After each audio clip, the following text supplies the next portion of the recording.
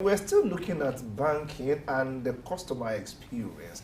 Before the arrival of fintech into the Nigerian banking sector, banking wasn't as much fun as it used to be, or let me say it wasn't as easy as it is these days. But today, as of July, we have an estimate of between 200 and 300 fintech companies in Nigeria. I stand to be corrected on that. And nobody can really do without fintech companies in Nigeria as we speak. Before now, the question was, what is fintech? But now, the question is, what is not fintech? And that is how I established this particular lap of the program, as I have with me, once again on this show, Mujib Ishola, the GCTO Remitta. Good morning. You were described as the man with multiple shares that is deceiving us. Let's say that earlier. Yes. You know, the last time you were here, we talked about the tech guys being the big boys, and then they just come looking so simple. So simple. We're not deceived. We're not deceived. All right. So let's look at fintech and how your arrival, fintech's arrival has, transformed the customer experience for us. Could you just speak to this? In what way have you, changed the game for us and made it more enjoyable, made banking more enjoyable for us? Good morning, guys. Essentially, it's about 24/7 service. That's what fintech provides. It's about the convenience, it's about the efficiency, and then somewhere in there is about cost as well. But ultimately, it is driving financial services through technology, making it more convenient, meaning you could sit down at home, without a mobile app or anything and still power your transactions. And ultimately, it's also about driving economic inclusion, right, through technology. So essentially, that's what it is. So what are some of the products that fintech has brought up, innovations that have helped the financial system? Innovations will be things like communication, taking advantage of all the communication technology available, WhatsApp, instant messaging, and the rest of it to engage customers. So engagement of customers first. And the speed at which transactions are happening these days, it's another thing that fintechs keep innovating on. Access to the platform as well is easier, and that is done through automating most of the processes, especially the onboarding processes, the KYC processes, and ultimately the transaction processes as well. So all those innovations through technology are the things that fintechs are improving upon daily to make this happen. Okay, so when we talk about financial inclusion, it's still a big phrase for some people. But we know that the fintech is playing a very big role in promoting this financial inclusion. Could you just explain more to us? How are you promoting or enhancing financial inclusion as fintech operators? Okay, again, financial inclusion, it's part of the economic inclusion drive. I usually don't like talking about financial inclusion without economic inclusion, right? Okay. Financial inclusion just brings more customers onto the scene. So fintechs are providing product easier to people where they are. If you think about the segmentation, we refer to as unbanked, right? Fintechs are actually breaking down the barriers to getting them into the system through financial inclusion. Okay. We're in the day of artificial intelligence, AI. So what role is AI playing in the fintech industry? Okay, again, AI is not new. It's been around for too long. It just happens that the technology, again, has evolved to the point where we're now talking about it. Same way we started talking about mobile phones and digital communications a while back. Now, the role is broken down into a lot of things, right? We're talking about even customer engagement. These days, you have systems that are learning from conversations you're having with customer success agents, right? Meaning that they could detect when there's a problem, maybe there's a fraudulent situation. They could detect that from just a conversation plugged into machine learning and AI. In terms of fraud management, that's also there, picking up the different aspects of transaction processing that might lead to loss of funds or compromise of a profile. And just too many things, right? So AI and machine learning together are making things faster. If you think transaction processing were faster before now, they're about to even get faster. Oh, really? Yeah, that would be good to experience. Really. Now, let's look at, loan processing, the traditional banking way and the fintech way. What's the major difference there, and where should we, tilt? Well, you tilt where is more comfortable for you, right? So what's the difference now? Okay, so the difference is about the automation of the processes, right? Today, I still had some conversations last week where getting a loan, you had to bring a ton of document to getting loans. Yes, it's getting better, right?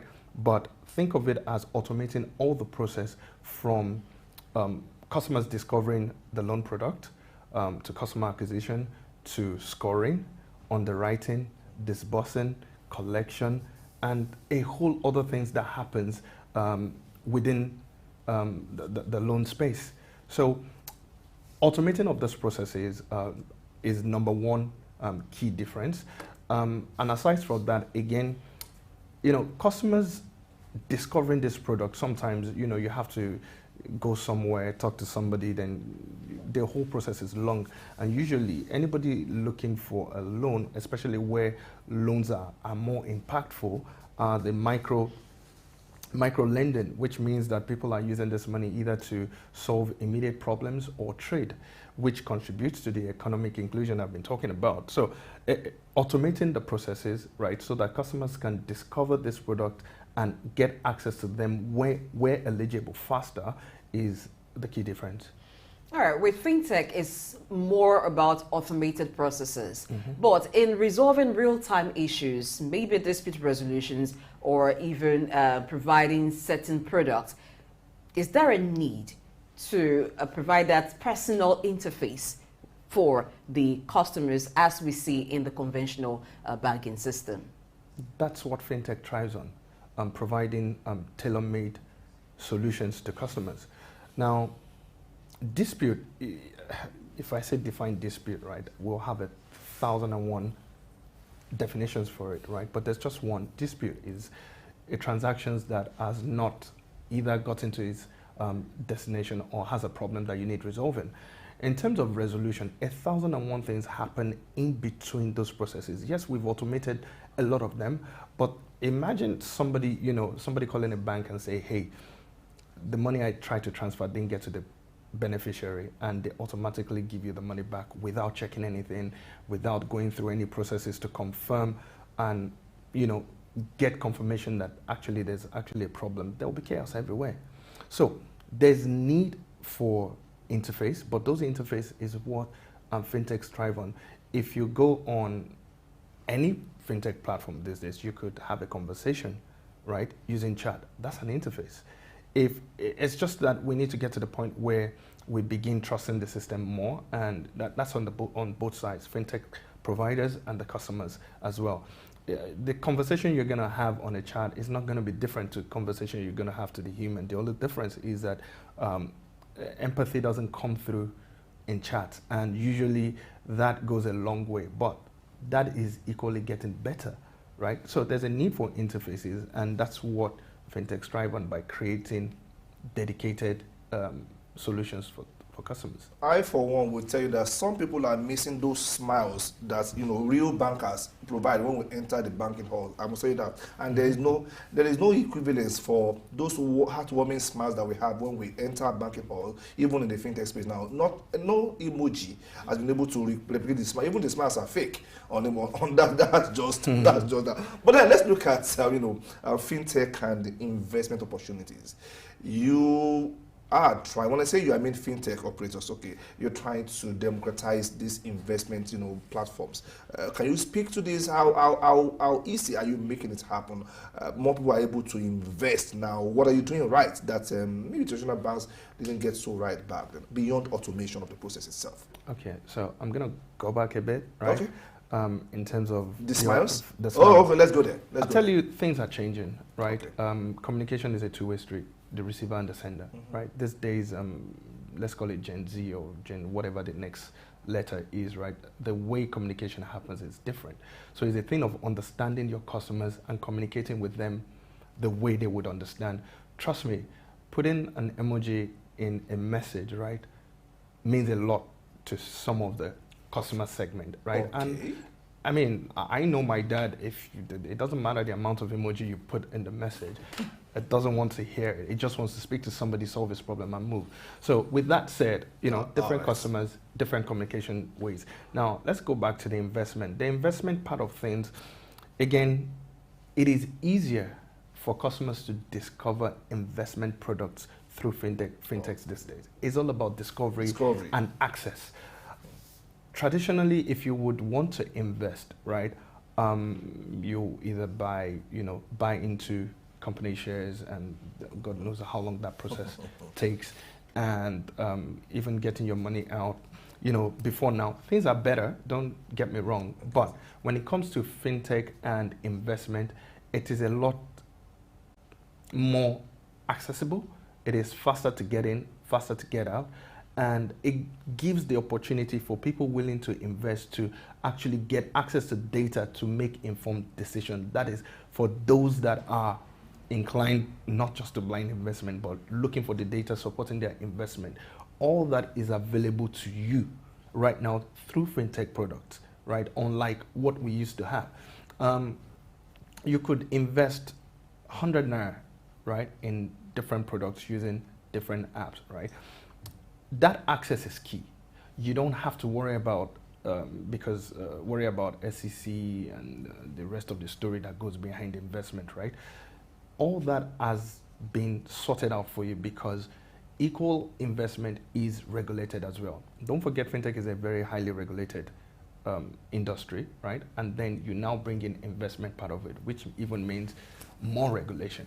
Now, with access and they said to whom much is given, much is expected, right? Definitely. It just brings up a whole lot of problems, or let me not say problem, a whole lot of things people investing need to know about before getting into it, just like any regular investment. Okay, considering that internet penetration is still quite low in the rural areas, and then we have fintech providing lots of financial services, not just for the regular financial services, also investments. Are there products that would work with devices that are not internet enabled, so that those in the rural areas can actually benefit a lot from fintech? Okay, I don't know what internet enabled means these days anymore, because everything is connected one way or the other. The question then becomes what you're doing with that connection. Yes, fintechs are providing that support. If you look at the way fintechs have brought the branches closer to the customers through POS and agency banking, right? That is one way to solve that problem in terms of what we're calling internet, if I get what you're saying. That solves our problem away. But then again, is it really about internet connection or being able to navigate the internet space. The internet space and conclude the transaction the way you want it? There's the USSD that solves that problem. There's the agency banking that solves that problem. And the banks are not going away either, and they're not going to go away for a very long time, and the banks are still there. So it's a thing of meeting the customer where the customer is, right? And there's a lot of solutions for that out there. Internet, not perfect, but getting better as well. Okay, now let's look at the volume of transaction now. Some of us are still a bit, skeptical, really, or maybe a bit cautious. And if I want to handle maybe transaction to a particular amount of money, well, I really feel okay, fintech all the way. But when you're talking about millions of naira worth of transactions, some of us begin to pull the brake. Hey, we have to be careful here. We're talking about moving millions. How safe should we feel, or is there really a cause for alarm? Don't be salesy now. Don't be salesy. Be very real. Is there a cause for alarm? There's always risk with any transaction, right? It's a thing of understanding the product you're getting yourself involved with. But look, over 200 billion naira worth of transactions are processed on human Not managed. aggregate, so Not aggregate. I'm talking about from one individual. From one individual, let's break things down, right? Different transactions are from different sectors. So you have, let's say SME making a payment, for instance, salary payment, or a vendor supplier type payment. those are transactions, and those are the real transactions that we don't get to talk about enough that are powered by fintech. Like I was saying earlier, over 200 billion naira worth of salaries were paid on Human Manager, which is one of our products, every month. So the question then becomes, who are the ones paying this, using these apps to make this payment? They're businesses and they're individuals. So there are different categories of transactions. As with any financial transactions, you should always be mindful of what you're doing. Imagine you're trying to conclude a transaction of, let's even just call it 5,000 naira, right? And there's somebody's shoulders surfing, looking at your PIN, right? At that point, you're not conscious. You're not aware of your surroundings when doing this transaction. So, yes, so you should always have that at the back of your mind when concluding a financial transaction. So should you be worried? Yes. Okay. Should you use the platforms? Yes. Thank you for being honest. Okay, but even at that, there is still a need for trust. More people to trust the system, so a lot of people could come on board. Those who are just on the fence right now and saying, "Oh, I'm never going to do that because I don't trust it. I think it puts me at greater risk of my accounts being compromised." So, what are the ways, or how can you reassure such people who are still not trusting fintech? It's about literacy, right? Financial literacy. The conversations needs to happen. Trust is a difficult thing to regain once lost, right? So the first thing is, what do we do to even gain the trust of people with all the stories about? It's about having a conversation and talking about it. Financial literacy is a thing. It's not just, financial literacy is not just about what investments to make, what kind of savings products should you have. It's all about app literacy, platform literacy, right? When concluding a financial transaction, make sure your PINs is not exposed, understanding the risk that comes. It's just like, storing your money in a vault and leaving the key out, then you worry about trust. No, right? So it's having the conversation and being literate about these platforms. Now, let's talk about cost of transaction. Now, in what way do fintech contribute to reduce cost of transaction? Because that is one thing that customers complain a lot when you talk about the conventional banking system. But with fintech, how does this happen? Well, cost of transactions are really controlled within the space right now. And fintechs are about making it easy. It's a numbers game. The more customers you have, the more benefit you can derive from serving those customers, and the cost keeps coming down, especially because it's a regulated space. There's a need to differentiate between transaction cost and other costs that are associated with concluding that transaction from a customer's point of view. Imagine, let's say, for want of a figure, if the base cost of concluding a transaction is, say, 100 naira, right? There are other things that tack on to that customers don't take cognizance of, and then everything get banded into, it's transaction fees. So it's as much as fintechs are, I can only speak for Remitta, we are clear in terms of our pricing and our fees structure. It's clear for everybody to see. There's no hidden charges. For customers, when we talk about fees and cost, there's a need to also be mindful of the fine print. I think that's what most customers don't get to look into, and then we all come and talk about cost of transaction.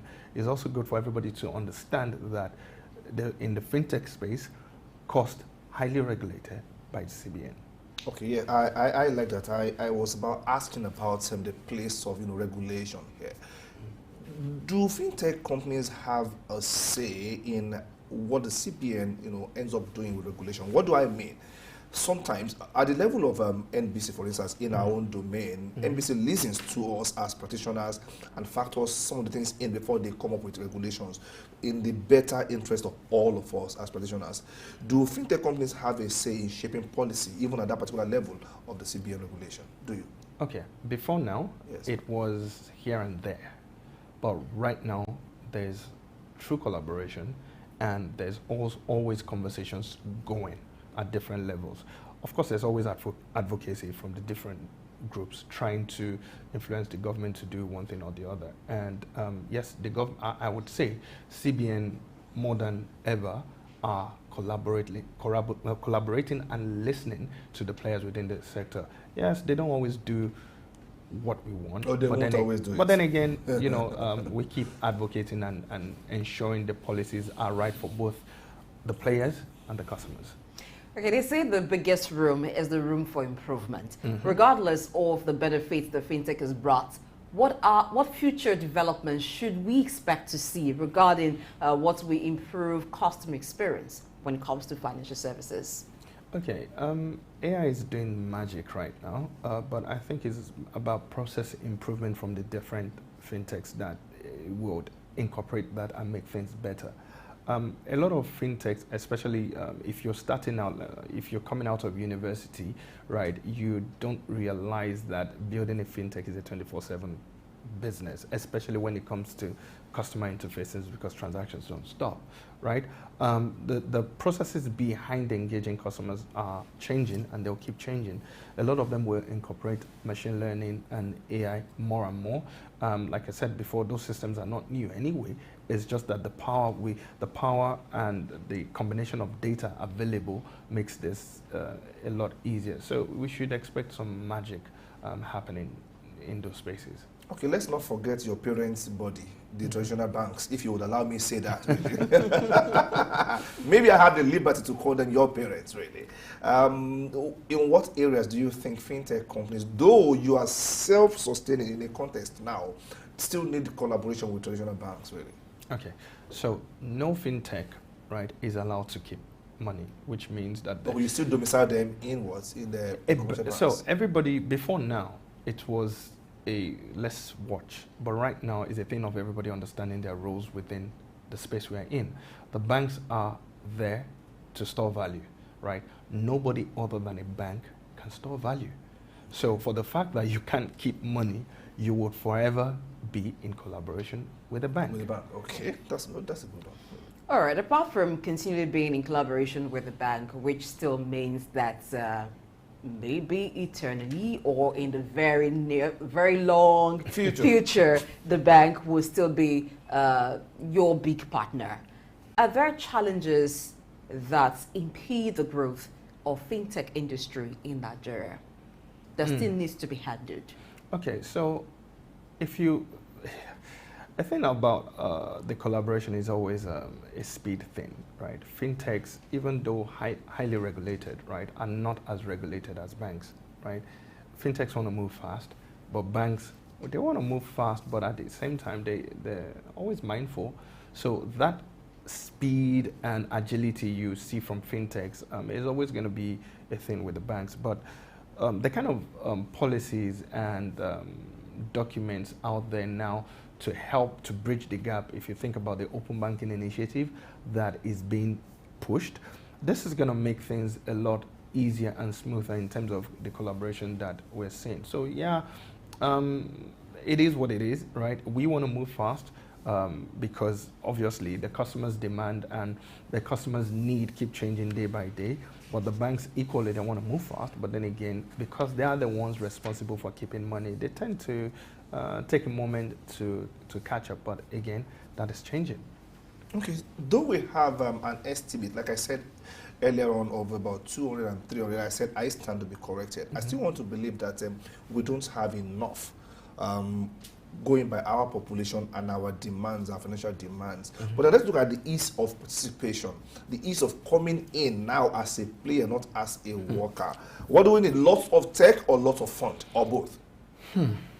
What do we need? We need both. So lots of funds. Yes, money is always. But you are not. You're just an intermediary. You just said you don't store value. Really, we don't. You're just providing a platform for exchange. Really. You still need. So to why? pay for things. Okay. You need to pay for things. You need to pay for the people providing the innovations. You need to pay for servers. You need to pay for people on doing the work. So there's a lot to do with money. But if we leave money aside, right, the technology itself, right, requires people to keep coming in. The need of a stylist or a fashion entrepreneur is different from the needs of agri entrepreneurs. So there are different needs, and because there are different needs, fintechs would always come to play that role and fill the gap. So we need both the technology and we need the money. No, because, All right. Sorry, apologies. I asked that because young people these days seem to be getting this all wrong. They believe because 2-3 of us can come together and come up with an app, we can actually play the game in the fintech space. That's why I was asking that question. Are there other needs? Is it just enough for us to have, okay, I can program, you can do this, okay, let's come together and get it done? After all, it's our world. I mean, I talk about this all the time, right? Innovation comes from a few people, right? To have to really, really believe that this can be done. There's this problem, and we believe we have what it takes to solve it. So there's nothing wrong with having that passion and that belief that it can be solved, right? But the other part of it, like I said, is there's a lot involved in building a business around technology. Don't forget, it's a business. Yes, you have the technology, but there's a business side. There's the human capital side. There's the regulatory part. So there's a lot that goes into building a technology business from the technology itself. All right, now with more entrants, what does that mean for the players and then the customers? Customers' choice, opportunity to get better service, right? That's what it means for the customers ultimately, right? But for the players, it's one or two things, right? Some people will get acquired, right, in terms of form a bigger body, and it just keeps everybody on their toes. If a new player is coming in with a technology that would truly compete, then it will only push everyone in the industry to get better. So there's nothing wrong with them. The more the merrier. Eventually, things will get sorted. Things will sort themselves in terms of what is a business and what is not. Okay, so let's just do a bit of comparison, if you can anyway. Compare fintech here in this part of the world to what obtains probably in the Western world. How well are we faring? We're miles ahead. I keep saying miles this. ahead of them? Really? Yeah. How? Explain. I'm glad anyway for starters to know that. We're miles ahead because if you think about the human capital and the energy that Nigerian techpreneurs and engineers and everybody within the space, right, has put in, we've built the expertise. If you go look at some of those products that we're referring to, there's a Nigerian somewhere in there, right, doing the magic, right? And then aside from that, we've had issues that has pushed us to innovating, right? Innovation comes from when when a man is pushed to the wall, it's going to do what he needs to do to move. And we started doing instant payment faster than everybody.